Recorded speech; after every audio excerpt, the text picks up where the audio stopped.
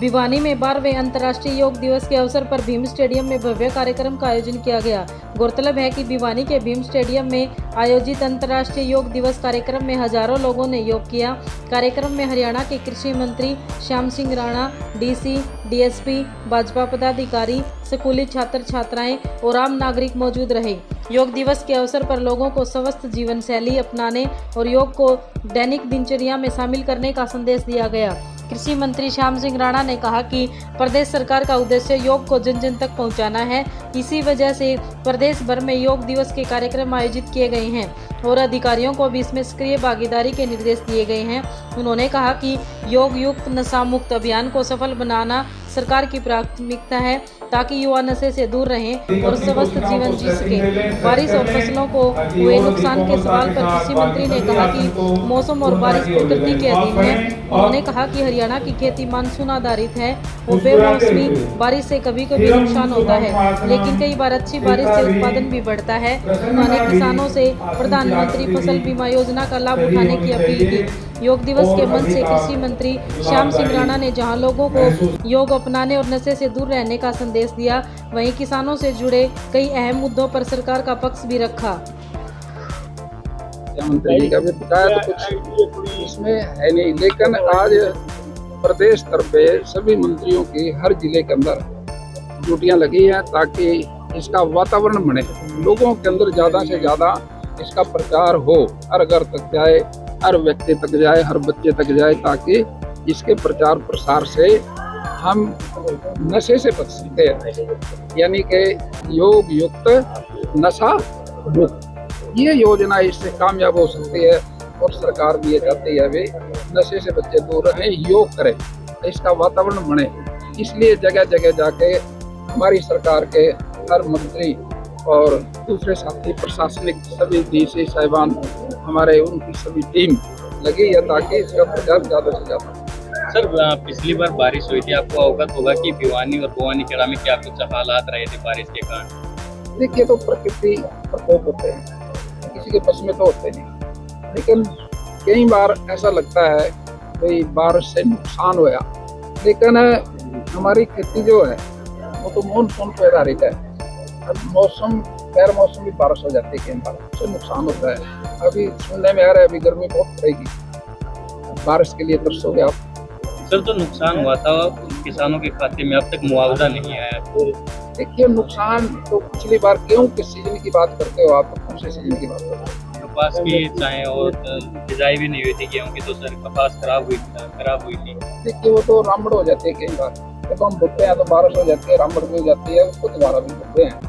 लेकिन कई बार बीच में बारिश हो जाती है, फिर मौका भी नहीं मिलता, उसके नुकसान होता है।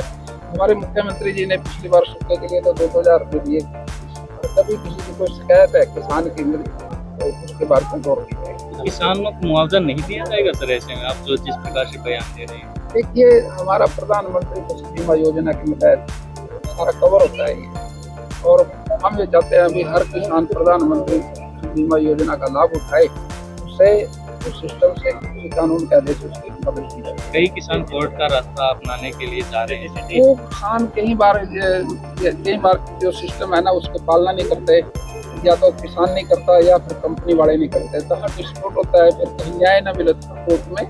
सर, किसानों की हालत लगातार किसानों की हालत लगातार जो है वो जो कमजोर होती जा रही है, काफी परेशान रहते हैं किसान, क्योंकि चाहे बेशक से इंश्योरेंस करवा रखे हैं, इंश्योरेंस के जो पैसे हैं वो नहीं मिल पाते उनको, हालत बद से बदतर दिन प्रतिदिन होती जा रही है। देखिए, इंश्योरेंस हमारा जो है मुख्यमंत्री के स्तर पे भी है, प्रधानमंत्री जी के स्तर पे भी है, हमारा पूरी तरह से उसका पालन होता है। कई चीजें ऐसी है कहीं ना कहीं कोई दिक्कत आती है, उसकी तो कोई अड़चन हो सकती है, लेकिन उसके लिए कमेटियां बनी है, डीसी लेवल पे भी है, ब्लॉक लेवल पे, प्रदेश लेवल पे भी है, देश लेवल पे भी है, जो फैसला करती है तो उसकी पालना होती है। सर, पेट्रोल व डीजल के दाम लगातार बढ़ते जा रहे हैं, किसानों को भी खेती के लिए डीजल की आवश्यकता होती है, महंगाई लगातार बढ़ती जा रही है। देखिए, अभी तो लड़ाई खत्म होगी और पहले भी लड़ाई चल रही थी, जो सप्लाई चेन थी वो तो प्रभावित हुई थी, लेकिन प्रधानमंत्री जी ने ऐसा प्रयास किया भी इस युद्ध का कम से कम असर पड़े, हम अपने काफले भी थोड़े करें,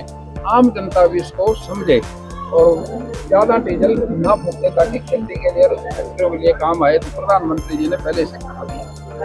पिछली बार जो मानसून में फसलों में नुकसान आया उस तरह की इस बार हालात ना बने उसके लिए क्या कदम उठाए जाए? पिछली बार देखिए मैं समझता हूँ क्यों तो 10 लाख मीट्रिक टन ज्यादा हुई। आप उससे नुकसान की बात करते हैं तो मेरे को ध्यान नहीं है। तो मानसून पिछली में बार जो बारिश बढ़ने हुई थी वो मार्च में हुई थी, 13 मार्च के बाद मौसम में नमी आई थी, लेकिन उस बारिश से जो सीधी बारिश होती है, जो आंधी तूफान नहीं आता, तो बारिश का कभी नुकसान नहीं होता, फसल को तो फायदा ही देता है। पकी फसल पे अगर सीधी सीधी बारिश हो जाए उसका भी फायदा होता है। उस टाइम ये बात आई थी कि बारिश होगी नुकसान होगा। मैं खेती करता हूँ, मैंने कहा था जी 2 क्विंटल गेहूँ बढ़ेगी, हमारे 50 लाख एकड़ है, 2 क्विंटल के हिसाब से 10 लाख मीट्रिक टन बढ़ा, और वो आपके सामने रिकॉर्ड में है। सर आपकी बात ठीक है, अगर फसल अगर चल रही है और हल्की बारिश होती है तो फसल ज्यादा होती है, सीधी लेकिन बारिश। जहाँ जल भराव होता है वहाँ पर तो नुकसान होता है ना। प्रधानमंत्री तो कर रहे हैं, मुख्यमंत्री कर रहे हैं, आपका विभाग है, आपके द्वारा क्या कुछ प्रयास किए जा रहे हैं? प्रयास हमारे वही प्रधानमंत्री फसल बीमा योजना, और जब ये हमारा क्षतिपूर्ति पोर्टल भी खुलता है उसके लिए जो नुकसान होता है उस पर लोड करते हैं, वो हमारा रेवेन्यू विभाग उसको चलाता है और उसको सर यूरिया और कई डीएपी बार हमारे को ये शिकायत मिल जाती है, राणा जी मैंने तो बीमा कराया तो मेरे को मिले नहीं, फिर पड़ोसी को मिल गया, इसने बीमा भी नहीं कराया, क्योंकि वो उसमें आ गया क्षतिपूर्ति में। क्षतिपूर्ति पोर्टल पे उसने अप्लाई करा, उसको मिल गया। डीएपी और यूरिया की जो दिक्कत है उसको लेके क्या कदम? देखिए डीएपी यूरिया जो है वो खेत के लिए है। पिछली बार जब मैं कृषि मंत्री बना था तो ये शिकायत आई थी कि लंबी लंबी लाइनें लगी हैं। मैंने कहा था भाई लंबी लंबी लाइनों को तो हम ध्यान करेंगे, लेकिन जो यूरिया और डीएपी है ये खेत के लिए है। अब आधार कार्ड पे मिलता था पहले यूरिया, आधार कार्ड तो 145 करोड़ लोगों को बनाया हुआ, अरे खेती थोड़ी करा। तो खेती जो करते हैं लोग वो मेरी फसल मेरा ब्यौरा वो पोर्टल पे है, उस पोर्टल के हिसाब हमने खाद का डिस्ट्रीब्यूशन जोड़ दिया। अब कोई लाइन नहीं है, कोई झगड़ा नहीं है, ना खाद की कमी है। चलो अगर कहीं है तो मेरे को बताओ, मैं पहुंचा दूंगा। ठीक है।